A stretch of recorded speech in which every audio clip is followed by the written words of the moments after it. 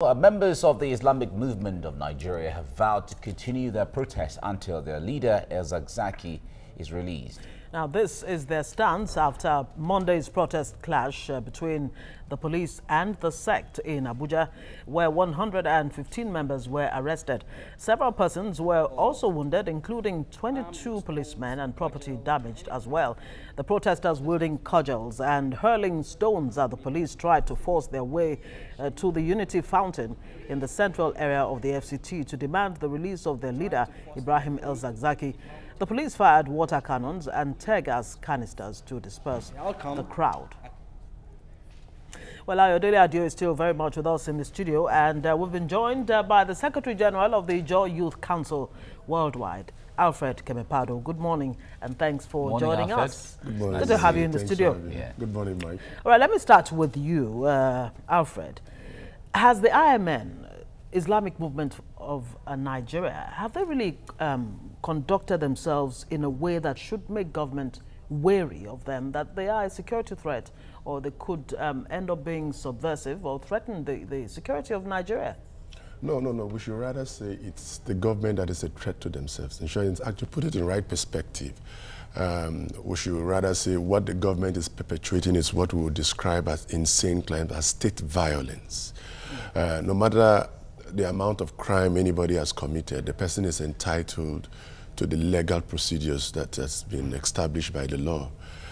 Try and charge the person to court. And if you have to convict the person, you convict the person, rather than this unlawful detention for a time that we cannot really put out here.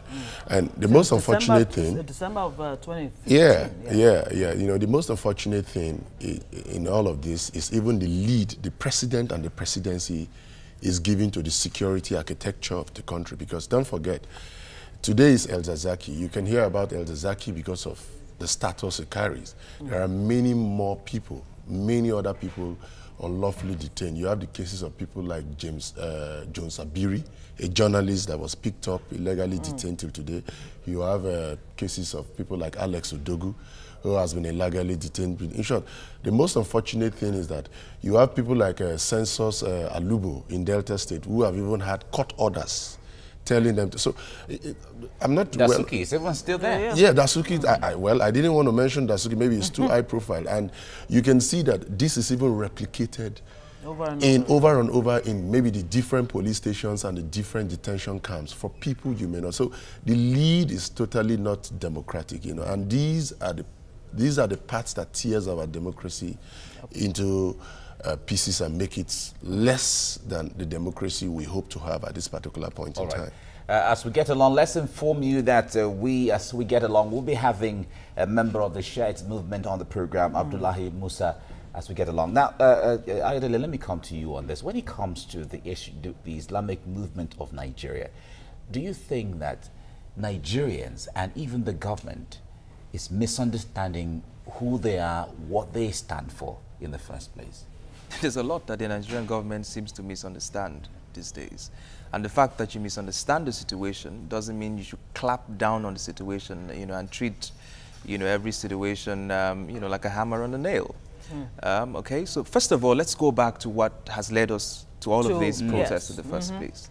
The situation was that, you know, the Islamic movement of Nigeria had their procession, they blocked highways, the general wanted to pass, they tapped the chest of a general, which led to the gruesome killing. If we go by the Amnesty report, of over 350 people buried in mass graves, Nigerians like you and I.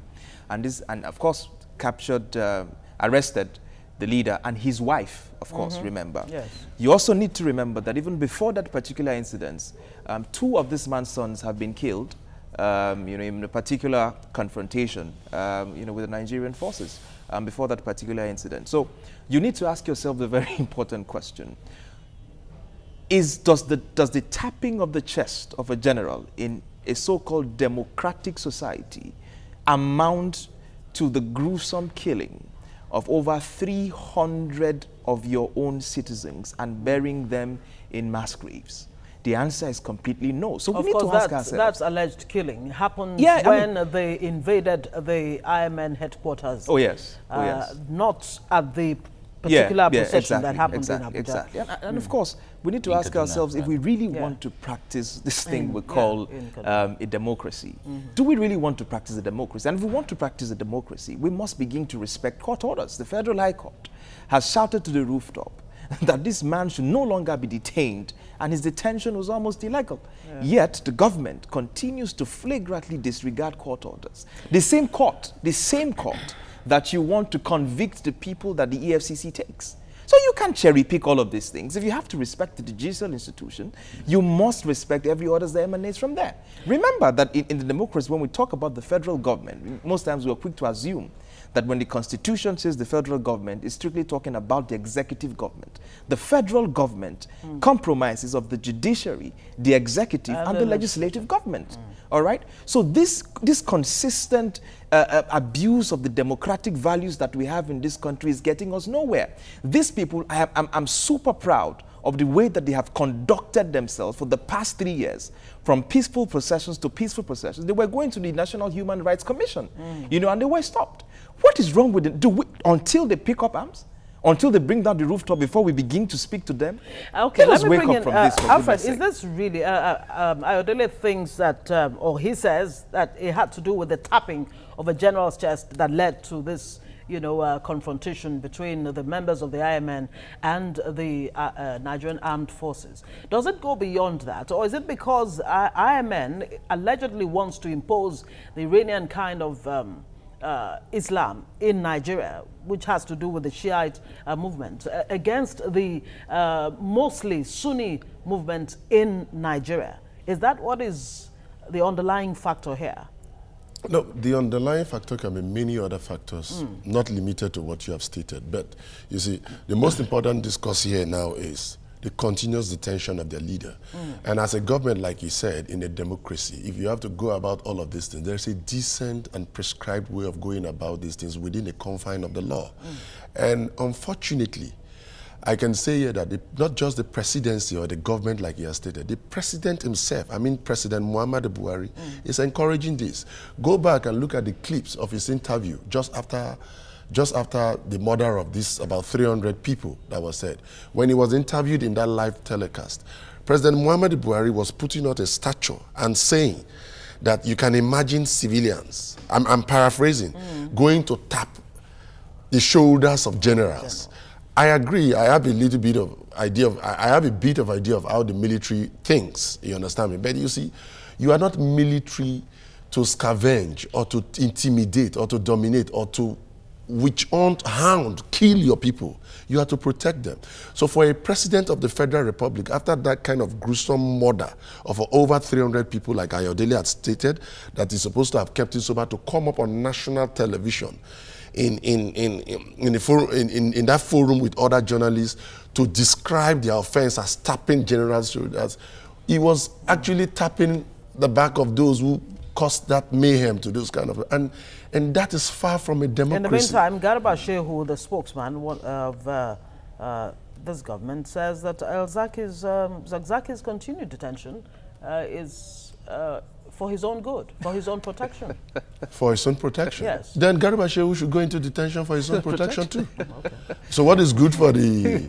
for the good? Good is good for the gander. You see, this is the recklessness and rascality that we have come to meet in this administration. And this should not be tolerated in a democracy. I agree the president has a military background, but he should learn to leave his background and provide for all. You see this recklessness and rascality with which Shehu Garba speaks is what we shouldn't tolerate in a democracy. If you are speaking for the president and the presidency, what you are expected to do is to speak hope, faith, law, and what binds us together, not what tears us apart. You don't just speak for the presidency as if it's a monarchy. You understand? You must speak for the common man as much as you speak for your government. All right, Ayodele, on Monday we saw protests in Abuja, in the central area of Abuja. Videos went viral of a confrontation between the members of the Shiite movement and the police. Now, if you consider the concept of throwing stones at the police and all of that, and from everything we saw, do you think that the Shiite movement is going too far when it comes to abiding by the standards of how they should protest and all of that?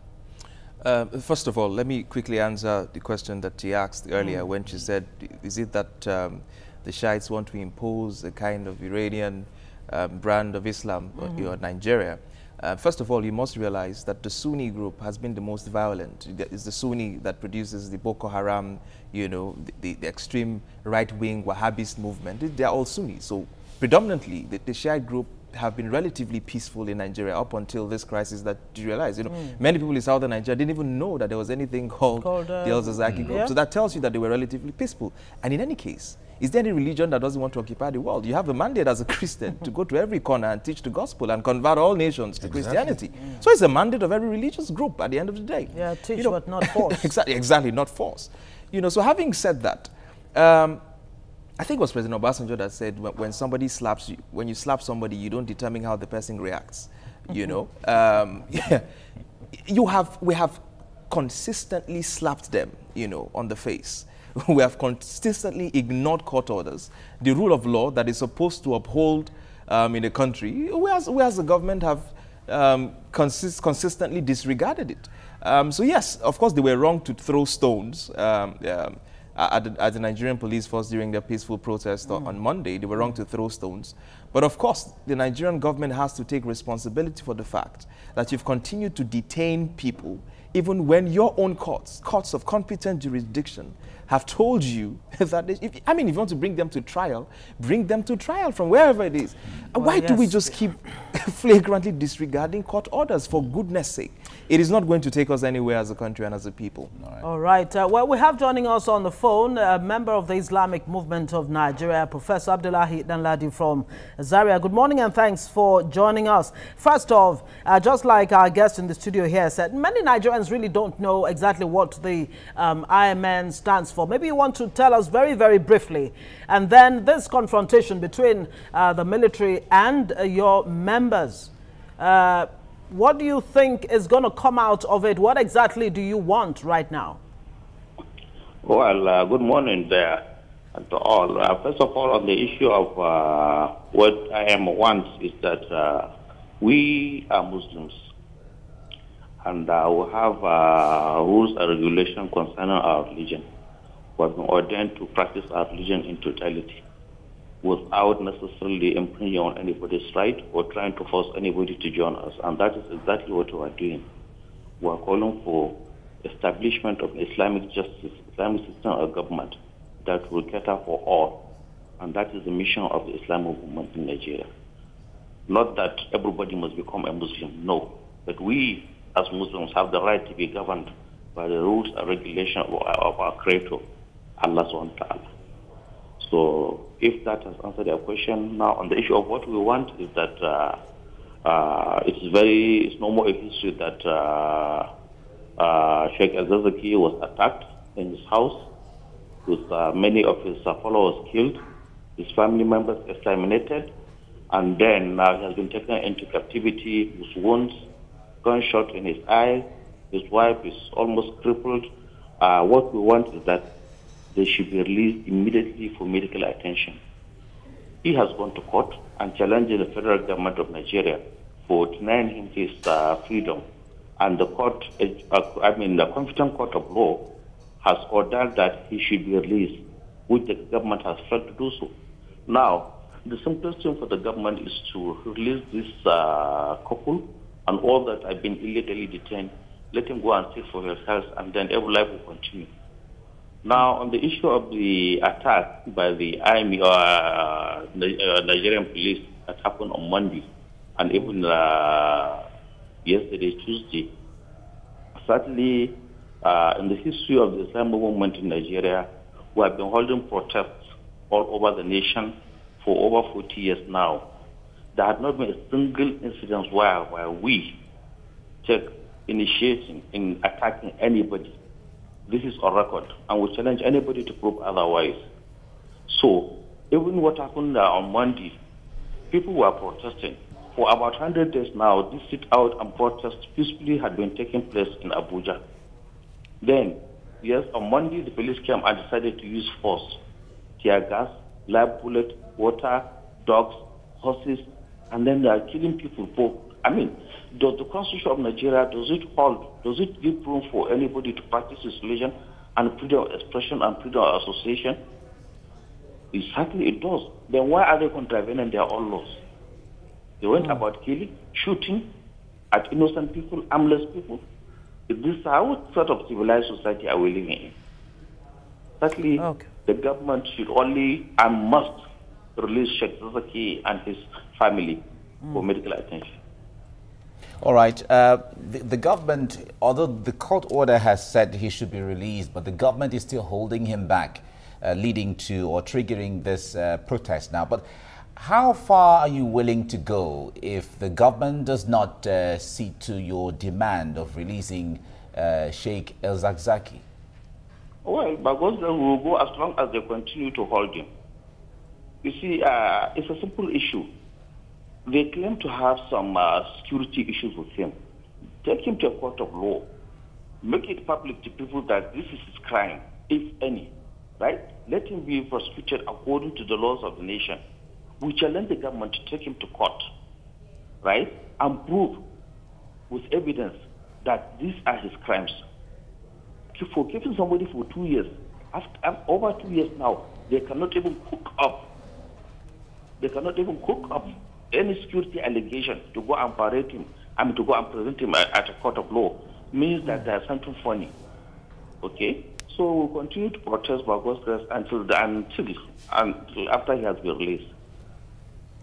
Professor Danladi Abdullahi, does the IMN have any kind of firm control over its members, any kind of system that educates and enlightens its members in a way that it would not constitute a threat to society? Because Nigerians are wondering if this is another Boko Haram in the making. Well, you very well remember the press conference Sheikh held in 2014 when his children were killed. 3 of his children were killed by the then Jonathan's administration. He said he was going to a court of law, and indeed he has done so. The military set up a panel of inquiry, which I represented him. We had a chat. After now, nothing has come out of it. So the point is that if after killing his 6 children, if after destroying our centers, if after killing, by vandalizing our graveyard, yet we have not gone into any violence, then definitely there is no amount of provocation they will do. We have a system of doing things, and we are being governed by the rules and regulations of Islam. Islam does not and cannot allow you to just take up arms and start killing people innocently. That is not true. We are not Boko Haram. We are not metamorphosing into Boko Haram, and we have our own system. If not for the check and control and the restraint that we have been exercising, then definitely it would have been a different story. Take the case of any religious group, if you like. Suppose their members are being killed like this. Do you think that people will be able to contain it? No. We, as Muslims, there are rules and regulations, and we try to keep to them, and we will not go out of our religion by God's grace. Okay. Let me still ask you this one question before we move ahead to other persons. Now, the Islamic movement and your sect generally, do you think you are being misunderstood by the government or even Nigerians? Well, in the first place, we are not a sect. Okay. Because we are Muslims. What we practice and what we believe in is what is believed by almost all of the Muslims. Perhaps a few misunderstandings or rather different understanding of some issues. Now, on the issue of understanding, you see, actually, I can say yes, we may be misunderstood by the public, which is gradually coming to understand that what we are calling for. But as for the government, it is because they understand what we are doing. That is why they are attacking us. They are trying to nip this Islamic revival in the bud, but by God's grace, they will not succeed. because they can see the potentiality of this Islamic movement. When Sheikh Zakzaky started his call, he was all alone on his own way back in 1978-79. Now, I don't know. There are many varying number of figures, but the official figure they have been quoting is it has a command of about 25 million people. If 30-something years ago somebody was also on his own, and now after 35 years, 40 years, he has about 25-30 million people, and he's calling for the establishment of an Islamic government, Islamic system, then definitely you can see the potentiality is growing, and thus the widening nature of the government. All right, Professor Danladi Abdullahi, thank you very much for joining us as a member of the Islamic Movement of Nigeria. Let's come back to the studio. Alfred, I asked Professor Danladi if they had any kind of control. Look, Sheikh El-Zakzaky himself is a highly educated, enlightened man. Of course, he's a professor. You would assume that he's very well grounded in terms of education and enlightenment. But can you really say the same for the majority of their followers who could, you know, even misunderstand exactly what their leaders are about, you know, and they conduct themselves in a way that government feels they're a threat to society? Well, yeah, I can agree with that kind of, I can agree with this postulation, but the truth is that misunderstanding and that rascality as displayed by maybe members of the sect is being provoked by the federal government. It's being made potent, it's being encouraged, or it's reinforced by the activities of the federal government, by the continuous detention of their leader. That's the injustice that is meted out to their leadership. And that is a more, that message is more fundamental. But like I rightly said, it's not just about El-Zakzaky alone. There are many people even from the Niger Delta who are illegally detained without trial, no form of attention from lawyers because of these avengers or no avengers issues. Nobody asks anybody questions, probably because they don't have the stature of an El-Zakzaky, so nobody hears about them.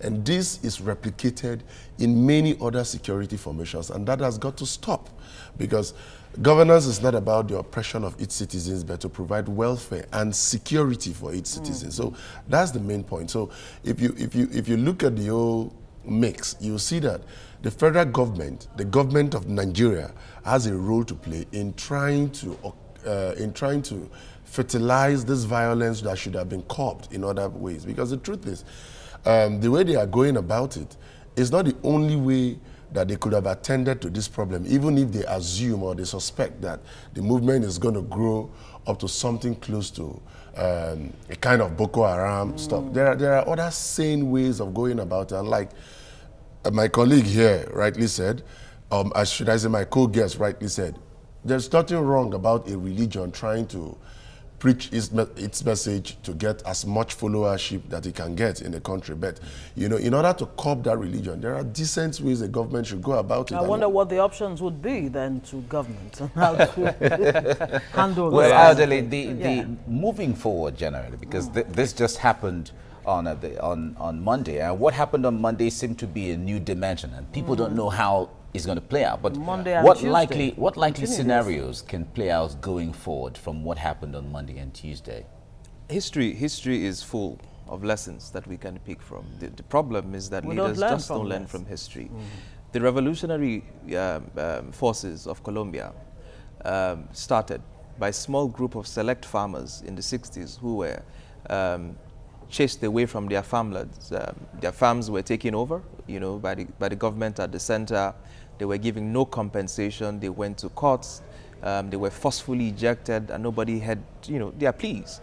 And so gradually they started to form a militia group, and today it's being the longest running militia group in the entire world that the government finally, after 50 plus years, have decided to sit down with them. What you should have done 50 years ago and saved yourself the billions in fighting a war that was simply useless at the end of the day.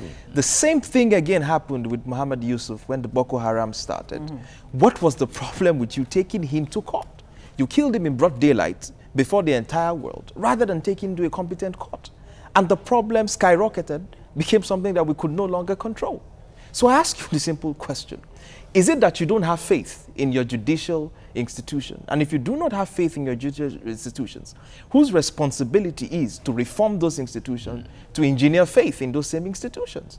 So if you believe that the criminals or the so-called criminals you're taking to court, you're going to get justice for stealing or looting the funds of the Nigerian people, why don't you have that same faith in that same institution to prosecute, if you have evidence, these same people who you have accused of very serious crimes of national security? Subversive For tendencies. me, the only national security threat now is the continuous detention without fair trial of Sheikh Zakzaky.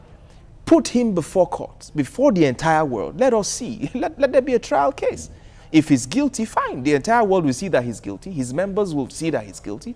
He's gone through a process. Otherwise, I mean, I've listened to Femi Falana say consistently how he went to the streets to campaign for the illegal detention of President Muhammadu Buhari, even though as a military government, he also detained people. Yeah. But people went on the street to demand that he be released from prison from an illegal detention from the IBB government. And of course, apart from the Federal High Court, Abuja, of course, Justice Gabriel Kolawole saying that Zakzaky should be allowed to go on bail. A 15 million naira, sum was awarded for his unlawful detention. Yes. I wonder if there's any guarantee he's going to get that. I mean, he's not even been let off on bail. Well, let me point out something that the IMN cited in its letter to the UN, saying that, look, there is a risk of ethno-religious tensions which could snowball into major conflicts. So that's another threat. Yes, we already have a major conflict before us. You can see it in the streets clear. of Abuja. We're just praying that hoodlums don't take advantage of that to unleash themselves into innocence. But see, all of the, let's put it in perspective. This is pure state violence against these people. And it has to stop. State violence. Who's going to stop it? I mean, they've written the UN. It doesn't look like hearing. Well, if the government is not going to stop it, well, it's state violence against its people, and the government has got to stop this form of state violence. That's the simple truth. You don't detain people. Like, I'll reiterate again. It's not just about Zakzaky. The Dasuki case is there. I'm not spokesman for Dasuki or anybody. And the many other people that have been detained because of their vengeance story or another. Take them to court, try them. Like it's about the system. It's about the system. Convict them. Mr. Alfred, if the police could even keep the peace, if this violence skyrockets, I mean, would even excuse it. They can't keep the peace. If this thing breaks out, the Nigerian police is incapable of, let's call a spade what it is and not a family implement. You can't keep the peace in Ikorodu from a small set of Bado groups. We had to call the OPC. And a joint task force to go and solve a small problem in Ikorodu here, a small set of criminals. The police can't keep the peace. If this thing snowballs into a national crisis, your police cannot protect you from this. And so why don't you excuse and deal with this issue? About 115 of them, according to the IMN, about 30 members are missing. We don't know if they are part of the 115 that are said to have been arrested. Well, gentlemen, we'll have to leave it there. Thank you so much for coming. Kamepado, good to see you in the studio. Always talking to you from far away in Port Harcourt. Of course, we had Professor Danladi Abdullahi, a member of the IMN, who spoke with us via phone. And, of course, our friend in the house, Dele Adio. Thank you very much for joining us this morning. Thank you so much, gentlemen, for coming.